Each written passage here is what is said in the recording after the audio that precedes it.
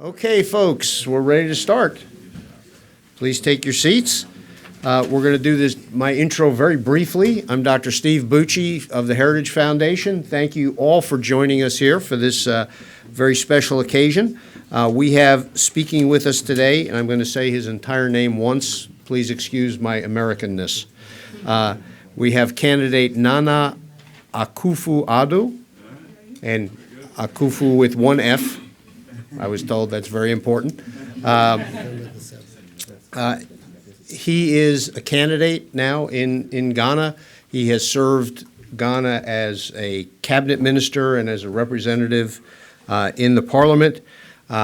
He has a very definite view on the development possibilities of Ghana and the potential that's there, one that, frankly, here at Heritage, our economic folks agree with. Ghana is at a point in its history that as we look at our index of economic freedom, our flagship economic document we put out every year, that Ghana is in the upper level of that. It is the fifth freest economy in sub-Saharan Africa. That's pretty important given how many economies there are in sub-Saharan Africa. Most Americans don't realize that, but there's a lot of folks there. And we're very excited to have this opportunity to have candidate Nana here with us. He will speak until he gets done, and then we'll do some Q&A, which I will moderate for him. And with that, I will turn it over to you, sir.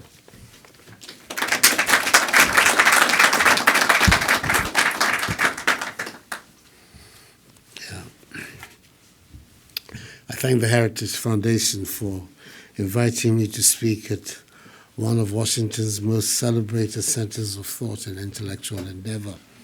It is an honor to be here in such company, to see all of you eager to discuss the future of my country and Africa more broadly. I must apologize for the delay in getting here. It is inexcusable, but I still crave your forgiveness. Ladies and gentlemen, I am, as you know, going to compete in Ghana's next election in the latter part of 2016 as the presidential candidate for the New Patriotic Party. I was privileged to win our party's primary with over 94% of the 140,000-strong electoral college. So our race was perhaps less exciting than your primaries going on at the moment.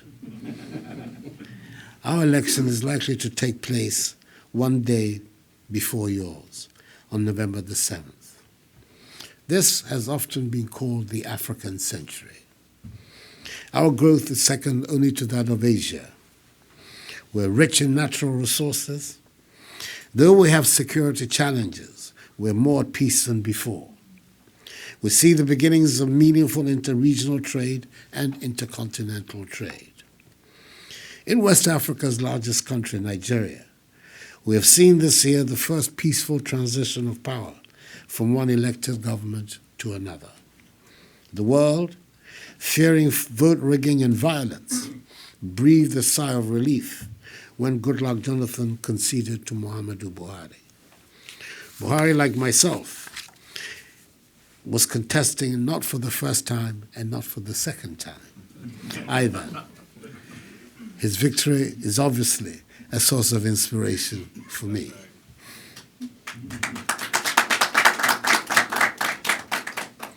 The whole of Africa is praying for President Buhari to succeed in the three main things that he set out to do: successfully countering the security threat from Boko Haram, instilling public sector discipline, and radically tackling the culture of corruption, and transforming the economy of oil-dependent Nigeria.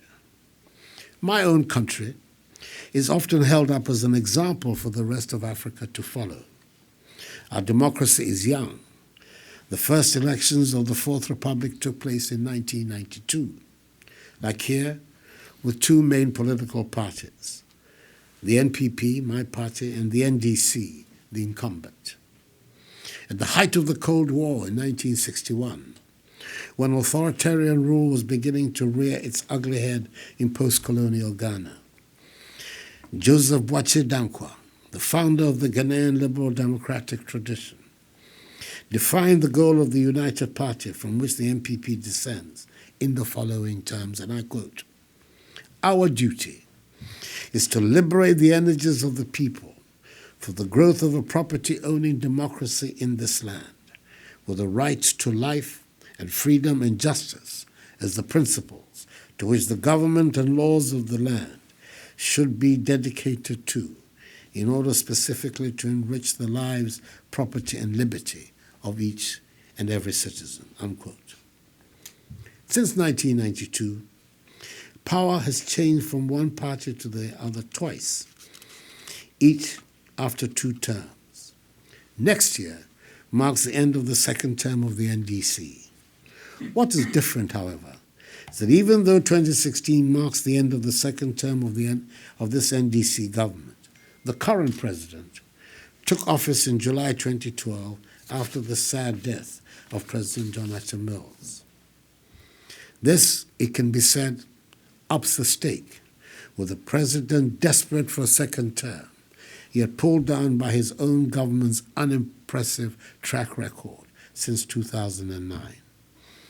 Nigeria showed the way last April, and we hope this will turn out to be a lesson that Ghanaians can learn from our neighbors.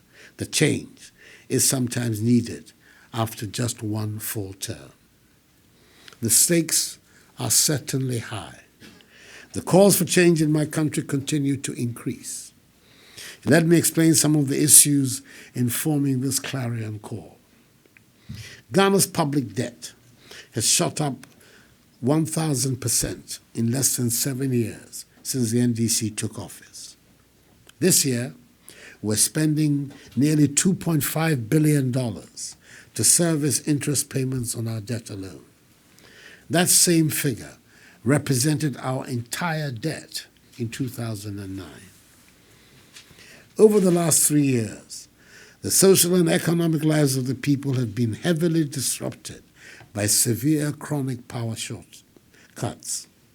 The cost of this is estimated to be equivalent to 7% of our GDP, according to calculations made by the reputable Institute of Statistical, Social, and Economic Research, ISA, based at the University of Ghana. Corruption is perceived to be at an all-time high. Investor confidence is low. Unemployment is worsening as businesses are folding. Cost of borrowing is at 35%. Inflation keeps rising at 17.5% last month. Cost of living is high. Our cedi has been one of the world's worst performing currencies over the last couple of years. Depreciation and our inability to pay our bills forced Ghana, oil-producing Ghana, to apply for an IMF bailout last year. This has put a 10% cap in wage increases, way below the rate of inflation, making people poorer, and a cap on public sector hiring as well. Perhaps one of the most perplexing state stories in the last decade or so is how did it all go so spectacularly wrong for Ghana? As the Bloomberg story captured it earlier this year, and I quote, "Ghana's success story goes dark," unquote. Even we in opposition did not think our competitors could cause this much damage, could bring us to a point this low. What is frustrating for the Ghanaian people is that we believe it is all in essence avoidable. We believe we have what it takes to make Ghana work again. So my task is not to deepen the gloom, but to give both Ghanaians and the investor community a reason to hope that yes, the story today is bleak and it's painful, but change is coming.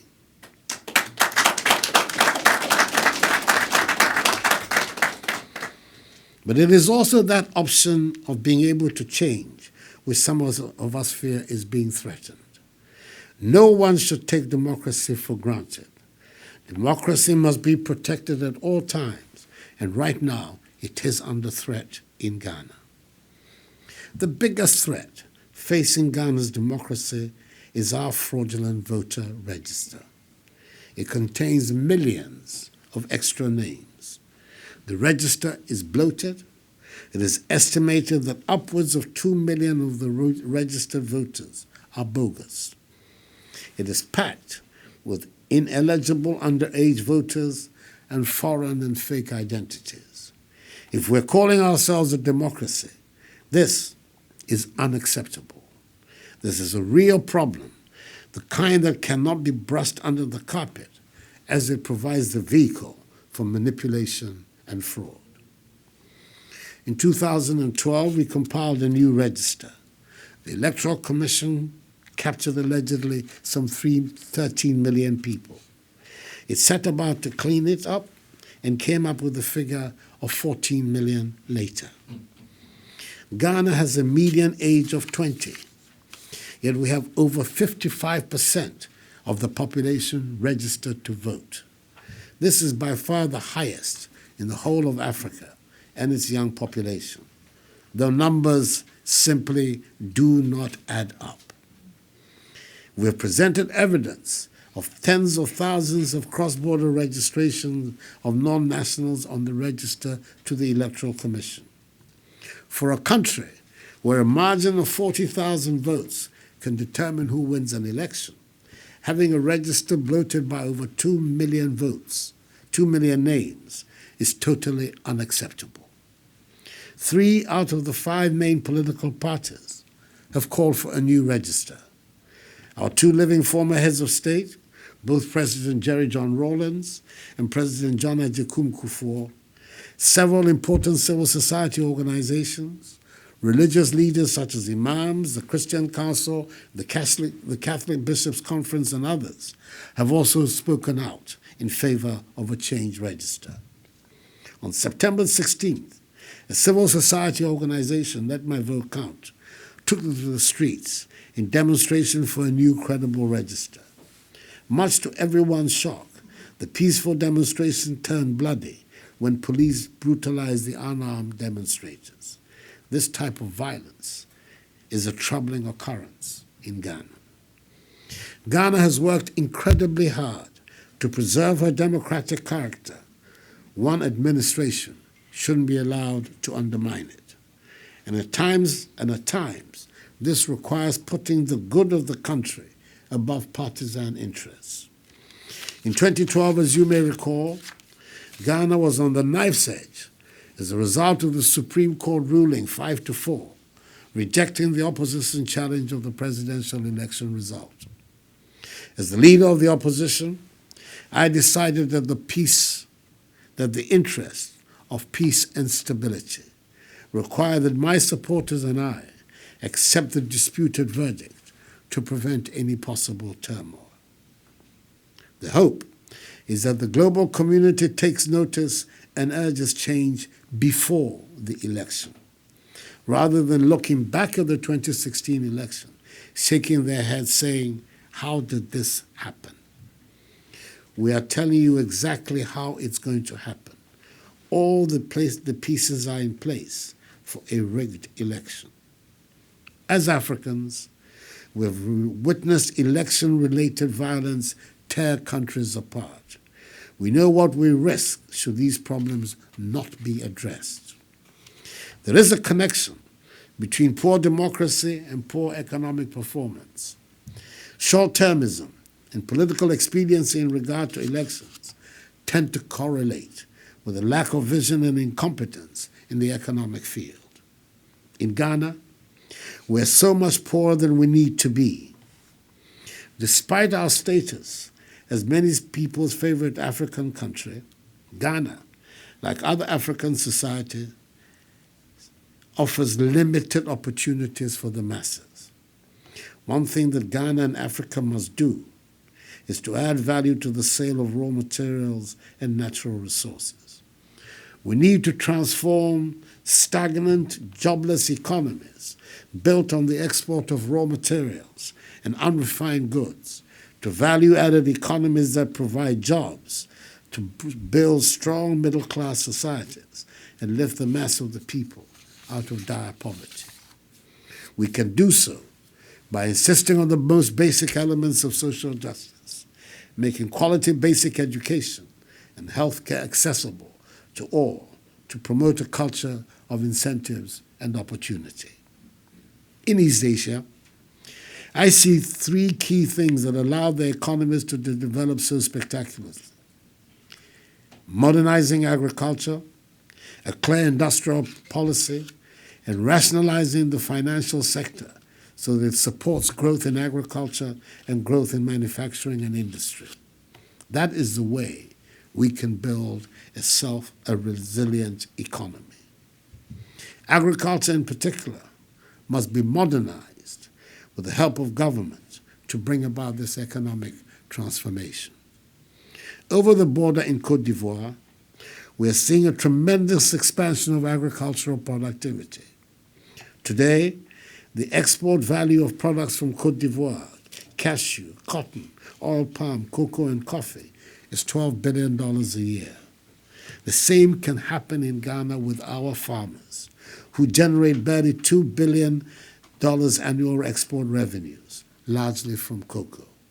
The same diversification that has occurred in Côte d'Ivoire can also take place in Ghana, with a corresponding increase in agricultural productivity. Above all, we must stimulate private sector growth by giving free rein to the Ghanaian sense of enterprise and ingenuity.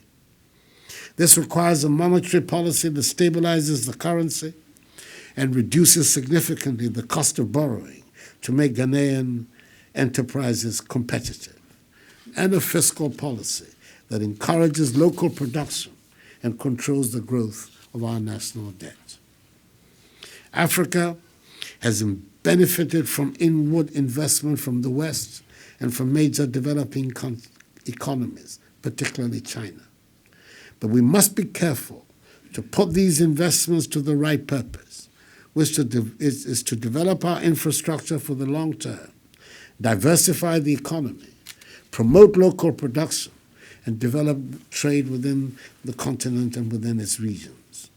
We must accelerate the process of regional integration of ECOWAS so we can create a genuine regional market of 350 million people, which is estimated to reach 500 million by 2030. Africans travel to Asia or America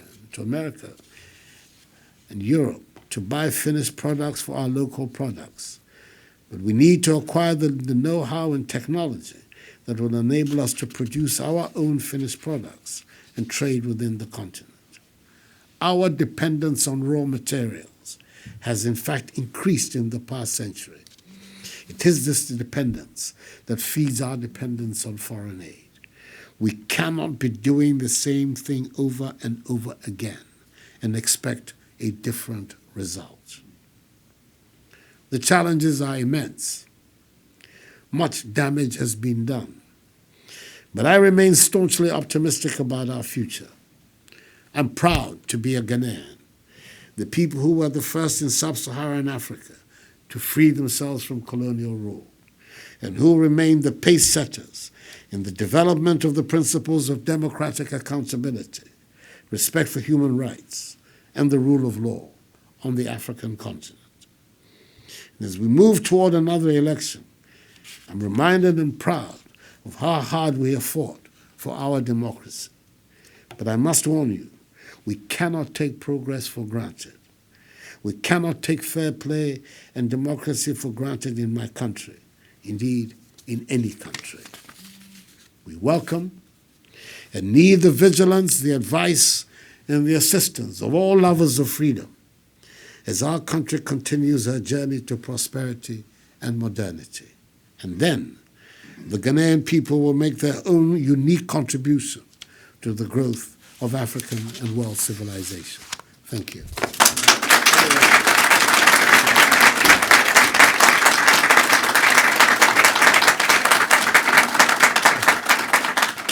Thank you very much, Candidate Nana. We have time for about 3 questions, so make them good ones. All right, and please, no speeches from the floor. So when I call on you, you'll get a microphone, ask your question, and then allow the candidate to answer. Yes, sir, you get to go first. Thank you. My name is Yaya Fanusi. I'm not going to say what I am about to. I want to ask you a question. Do you think that Ghana, the way it is, can sustain an exponential growth for free enterprise where we could scale your industry enterprises for private sector? Well, the simple answer is yes, I do. Okay, we'll get you, sir, right here. Wait for the microphone, please. Thank you for giving me the chance. I'm from Ghana. I live here now. And I want to ask this question. The way the developed countries have their constitutions that play the ruling government and the minority, they all have greater share in the governance of the country. If you look back to Africa, for that matter, Ghana, if you are in the opposition or in the minority, you are not listened to. You only debate, but because they have the numbers in the ruling government, they carry every act. Is it possible for us to go back and fix in some of these things in Ghana? Okay.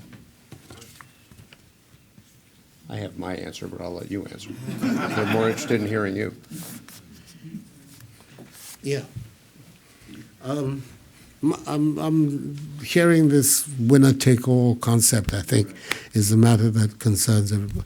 I think that the circumstances of our country, there are some things that we can do to change the equation. I mean, for instance, it's obvious that now we need to give full democracy to local government in Ghana. There's absolutely no reason why district chief executives should now continue to be the appointees of the president. They can be elected by the local population. And immediately, it changes some facts, because you can be in opposition and yet be in control of several local governments across the country. It's possible that that could happen. NDCs in power, and yet local governments in the eastern region, Ashanti and other places, are in the hands of the opposition, which fosters that sense of inclusiveness, because I think that is what has taken place in the so-called developed democracies that has allowed this devolution of power so that various people can also buy into it. I think that those changes are not just welcome, but they are necessary, and they are the ones that have to be done. My own understanding is that, God willing, if we were to come, we'd definitely amend our Constitution to make it possible for us. All right, we have time for one more question. He had his hand up first, sir. So, right there. Yeah. Mm-hmm. Thank you very much, Nana, and good luck in your campaign. My question is that I'm very happy that you're making efforts to correct the bloated voters register. But if you look at representation in Parliament as a whole, you would see that, for example, in the NDC, they have MPs representing 3,000 people. And in the MPP, you have representatives representing over 50,000 people. It looks like there's a huge gap in terms of representation in Parliament. Is there any plan to bridge the gap? Because as it looks now, it's going to be very difficult for, say, the MPP to get majority in Parliament, looking at the way that the constituencies are demarcated.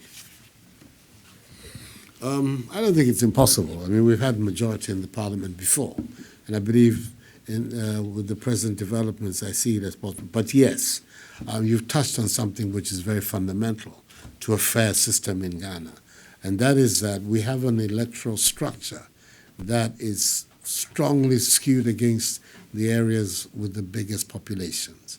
So yes, somebody can get elected with 5,000 votes in, say, Nadoli, like the present majority leader, Abin Babin, and yet it takes 60 or 70,000 votes in other parts of the country to get an MP. Clearly, that is not feasible. and it should not be maintained on the long term. But it's a historic structure that we're confronting in Ghana, and we need to do something about it. It will take a serious consensus, because I think that we also ought to avoid that being just a partisan initiative. But it should take a serious consensus with all the major political forces in the country to agree on the equity and redrawing the constituency map of the country so that it reflects not space and geography, but it reflects people, because that is really what Parliament is about, a representation of the people, and it should be equitably based. But I think that is a very important task that awaits us in the future. And my own attitude is that as much as possible, we should do this on an all-party basis. I know it'll be difficult because there are vested interests in some ways. I'm fully aware of that. But I think that if these matters are brought out in the light of broad light of public opinion, and the discussions take place within the Parliament and outside it, the views of our people also will come into bear. And I have no doubt that the Ghanaian people will always choose fairness and equity over unfairness and monopolies, if we can. Okay? So that's...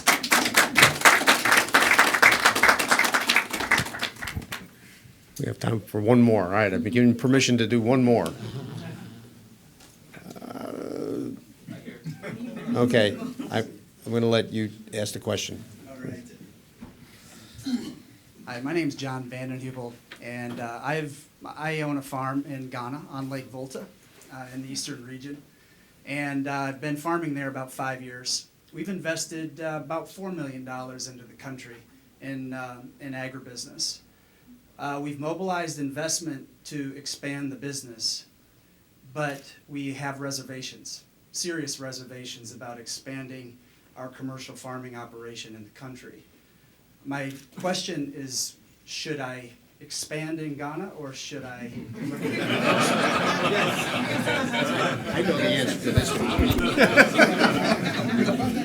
Well, I mean, it's obvious that my answer has to be yes, but I think that you're raising an important... What would be interesting is to find out the nature of your reservations, because I think that is what will really allow us to fashion a proper... But I think, I mean, I can say something of the support that the state, the central government should give to agriculture and the development of agribusiness in Ghana is woefully inadequate.